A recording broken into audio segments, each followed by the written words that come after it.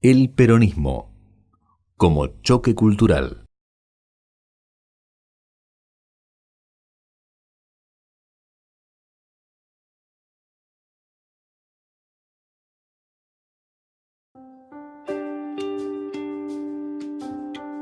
Mensaje a los pueblos y gobiernos del mundo.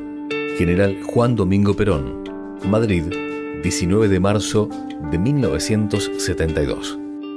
Encíclica papal Laudato Si, Papa Francisco.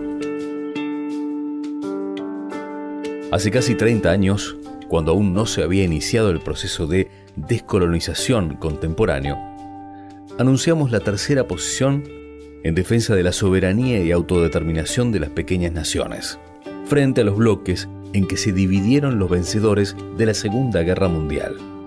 Hoy, cuando aquellas pequeñas naciones han crecido en número y constituyen el gigantesco y multitudinario Tercer Mundo, un peligro mayor que afecta a toda la humanidad y pone en peligro su misma supervivencia, nos obliga a plantear la cuestión en nuevos términos, que van más allá de lo estrictamente político, que superan las divisiones partidarias o ideológicas y entran en la esfera de las relaciones de la humanidad con la naturaleza. Creemos que ha llegado la hora en que todos los pueblos y gobiernos del mundo cobren conciencia de la marcha suicida que la humanidad ha emprendido a través de la contaminación del medio ambiente y la biosfera, la dilapidación de los recursos naturales, el crecimiento sin freno de la población y la sobreestimación de la tecnología y la necesidad de invertir de inmediato la dirección de esta marcha, a través de una acción mancomunada internacional. La concientización debe originarse en los hombres de ciencia, pero solo puede transformarse en la acción a través de los dirigentes políticos. Por eso abordo el tema como dirigente político, con la autoridad que me da el haber sido precursor de la posición actual del Tercer Mundo y con el aval que me dan las últimas investigaciones de los científicos en la materia. El ser humano ya no puede ser concebido independientemente del medio ambiente que él mismo ha creado. Ya es una poderosa fuerza biológica, y si continúa destruyendo los recursos vitales que le brinda la Tierra, solo puede esperar verdaderas catástrofes sociales para las próximas décadas. La humanidad está cambiando las condiciones de vida con tal rapidez que no llega a adaptarse a las nuevas condiciones. Su acción va más rápido que su captación de la realidad y el hombre no ha llegado a comprender, entre otras cosas, que los recursos vitales para él y sus descendientes derivan de la naturaleza y no de su poder mental. De este modo, a diario, su vida se transforma en una interminable cadena de contradicciones. En el último siglo ha saqueado continentes enteros y le han bastado un par de décadas para convertir ríos y mares en basurales y el aire de las grandes ciudades en un gas tóxico y espeso. Inventó el automóvil para facilitar su traslado, pero ahora ha erigido una civilización del automóvil que se asienta sobre un cúmulo de problemas de circulación, urbanización, inmunidad y contaminación en las ciudades y se agrava las consecuencias de la vida sedentaria. Despilfarro masivo. Las mal llamadas sociedades de consumo son, en realidad, sistemas sociales de despilfarro masivo, basados en el gasto por el que el gusto produce lucro. Se despilfarra mediante la producción de bienes necesarios o superfluos y, entre otros, a los que deberían ser de consumo duradero. Con toda intención se les asigna cierta vida porque la renovación produce utilidades. Se gastan millones en inversiones para cambiar el aspecto de los artículos, pero no para reemplazar los bienes dañinos para la salud humana. Y hasta se apela a nuevos procedimientos tóxicos para satisfacer la vanidad humana. Como ejemplo bastan los autos actuales, que deberían haber sido reemplazados por otros con motores eléctricos, o el tóxico plomo que se agrega a las naftas simplemente para aumentar el pique de los mismos. No menos grave resulta el hecho de que los sistemas sociales de despilfarro de los países tecnológicamente más avanzados funcionen mediante el consumo de ingentes recursos naturales aportados por el tercer mundo. De este modo, el problema de las relaciones dentro de la humanidad es paradójicamente doble. Algunas clases sociales, la de los países de baja tecnología en particular, sufren los efectos del hambre, el analfabetismo y las enfermedades. Pero al mismo tiempo, las clases sociales y los países que asientan su exceso de consumo en el sufrimiento de los primeros tampoco están racionalmente alimentados ni gozan de una auténtica cultura o de una vida espiritual o físicamente sana. Se debaten en medio de la ansiedad y del tedio y los vicios que produce el ocio mal empleado. El espejismo de la tecnología. Lo peor es que, debido a la existencia de poderosos intereses creados o por la falsa creencia generalizada de que los recursos naturales vitales para el hombre son inagotables, este estado de cosas tiende a agravarse. Mientras un fantasma, el hambre, recorre el mundo, devorando 55 millones de vidas humildes cada 20 meses, afectando hasta países que ayer fueron graneros del mundo y amenazando a expandirse de modo fulmíneo en las próximas décadas. En los centros de más alta tecnología se anuncia, entre otras maravillas, que pronto la ropa se cortará con rayos láser y que las amas de casa harán compras por televisión y las pagarán mediante sistemas electrónicos. La separación dentro de la humanidad se está agudizando de modo tan visible que parece que estuviera constituida por más de una especie. El ser humano, cegado por el espejismo de la tecnología, ha olvidado las verdades que están en la base de su existencia. Y así, mientras llega a la Luna gracias a la cibernética, la nueva metalurgia, combustibles poderosos, la electrónica y una serie de conocimientos teóricos fabulosos, mata el oxígeno que respira, el agua que bebe y el suelo que le da de comer, y eleva la temperatura permanente del medio ambiente sin medir sus consecuencias biológicas. Ya en el colmo de su insensatez, mata el mar que podía servirle de última base de sustentación.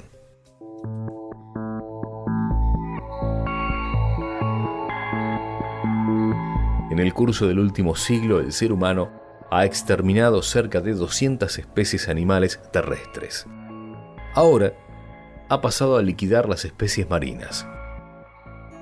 Aparte de los efectos de la pesca excesiva, amplias zonas de los océanos, especialmente costeras, ya han sido convertidas en cementerios de peces y crustáceos, tanto por los desperdicios arrojados como por el petróleo involuntariamente derramado. Solo el petróleo liberado por los buques cisterna hundidos han matado en la última década cerca de 600.000 millones de peces. La creciente toxicidad del aire de las grandes ciudades es bien conocida, aunque muy poco se ha hecho para disminuirla. En cambio, todavía no existe un conocimiento mundialmente difundido acerca del problema planteado por el despilfarro de agua dulce, tanto para el consumo humano como para la agricultura. La liquidación de aguas profundas ya ha convertido en desiertos extensas zonas otrora fértiles del globo, y los ríos han pasado a ser desagües cloacales más que fuentes de agua potable o vías de comunicación. Al mismo tiempo, la erosión provocada por el cultivo irracional o por la supresión de la vegetación natural se ha convertido en un problema mundial y se pretende reemplazar con productos químicos el ciclo biológico del suelo, uno de los más complejos de la naturaleza. Alimentos y armas. Por otra parte, a pesar de la llamada Revolución Verde, el tercer mundo todavía no ha alcanzado a producir la cantidad de alimentos que consume, y para llegar a su autoabastecimiento necesita un desarrollo industrial, reformas estructurales y la vigencia de una justicia social que todavía está lejos de alcanzar. Para colmo, el desarrollo de la producción de alimentos sustitutivos está frenada por la insuficiencia financiera y las dificultades técnicas. Por supuesto, todos estos desatinos culminan con una tan desenfrenada como irracional carrera armamentista que le cuesta a la humanidad 200.000 millones de dólares anuales. A este mare magnum de problemas creados artificialmente se suman el crecimiento explosivo de la humanidad. El número de seres humanos que puebla el planeta se ha duplicado en el último siglo y volverá a duplicarse para fines del actual o comienzos del próximo. De continuar la actual ratio de crecimiento, de seguir por este camino, en el año 2500 cada ser humano dispondrá de un solo metro cuadrado sobre el planeta. ¿Qué hacer? A la irracionalidad del suicidio colectivo debemos responder con la racionalidad del deseo de supervivencia. Para poner freno e invertir la marcha hacia el desastre es menester aceptar algunas premisas. Son necesarias y urgentes una revolución mental en los hombres, especialmente en los dirigentes de los países más altamente industrializados, una modificación de las estructuras sociales y productivas en todo el mundo, en particular en los países de alta tecnología, donde rige la economía de mercado, y el surgimiento de una convivencia biológica dentro de la humanidad y entre la humanidad y el resto de la naturaleza. Esa revolución mental implica comprender que el hombre no puede reemplazar a la naturaleza en el mantenimiento de un adecuado ciclo biológico general, que la tecnología es un arma de doble filo, que el llamado progreso debe tener un límite y que incluso habrá que renunciar a alguna de las comodidades que nos ha brindado la civilización, que la naturaleza debe ser restaurada en todo lo posible, que los recursos naturales resultan aceptables y por lo tanto deben ser cuidados y racionalmente utilizados por el hombre, que el crecimiento de la población es aumentar la reducción y mejorar la distribución de alimentos y la difusión de servicios sociales como la educación y la salud pública, y que la educación y el sano esparcimiento deberán reemplazar el papel que los bienes y servicios superfluos juegan actualmente en la vida del hombre. Cada nación tiene derecho al uso soberano de sus recursos naturales, pero, al mismo tiempo, cada gobierno tiene la obligación de exigir a sus ciudadanos el cuidado y utilización racional de los mismos. El derecho a la subsistencia individual impone el deber hacia la supervivencia colectiva, ya se trate de ciudadanos o pueblos. La modificación de las estructuras sociales y productivas en el mundo implica que el lucro y el despilfarro no pueden seguir siendo el motor básico de sociedad alguna, y que la justicia social debe exigirse en la base de todo sistema. Necesitamos nuevos modelos de producción, consumo, organización y desarrollo tecnológico que, al mismo tiempo que den prioridad a la satisfacción de las necesidades esenciales del ser humano, racionen el consumo de recursos naturales y disminuyan al mínimo posible la contaminación ambiental. Necesitamos un hombre mentalmente nuevo en un mundo físicamente nuevo. Debemos transformar a las ciudades cárceles del presente en las ciudades jardines del futuro. La lucha contra la contaminación del ambiente y de la biosfera, contra el despilfarro de los recursos naturales, el ruido y el hacinamiento de las ciudades debe iniciarse ya a nivel municipal, provincial, nacional e internacional.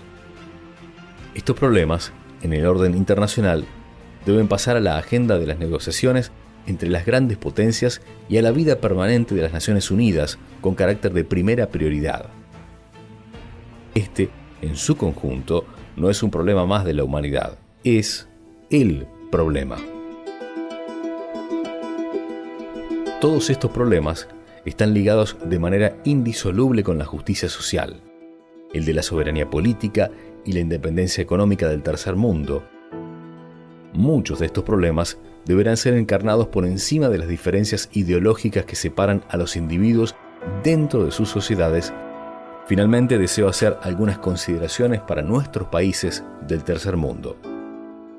Debemos cuidar nuestros recursos naturales con uñas y dientes de la voracidad de los monopolios internacionales que los buscan para alimentar un tipo absurdo de industrialización y desarrollo en los centros de alta tecnología, donde rige la economía de mercado. Ya no puede producirse un aumento en gran escala de la producción alimenticia del tercer mundo sin un desarrollo paralelo de las industrias correspondientes. Por eso, cada gramo de materia prima que se dejan arrebatar hoy los países del tercer mundo equivale a kilos de alimentos que dejarán de producir mañana. De nada vale que evitemos el éxodo de nuestros recursos naturales si seguimos aferrados a métodos de desarrollo preconizados por esos mismos monopolios, que significan la negación de un uso racional de aquellos recursos. En defensa de sus intereses, los países deben propender a las integraciones regionales y a la acción solidaria. No debe olvidarse que el problema básico de la mayor parte de los países del tercer mundo es la ausencia de una auténtica justicia social y de la participación popular en la conducción. Sin ellas, no se estará en condiciones de enfrentar las angustiosamente difíciles décadas que se avecinan. La humanidad debe ponerse en pie de guerra en defensa de sí misma.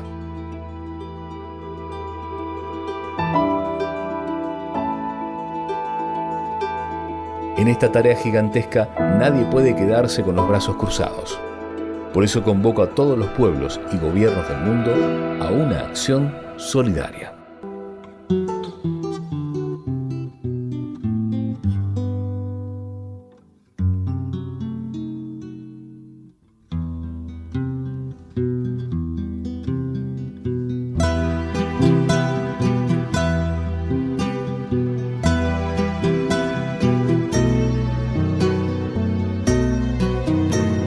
El peronismo como choque cultural.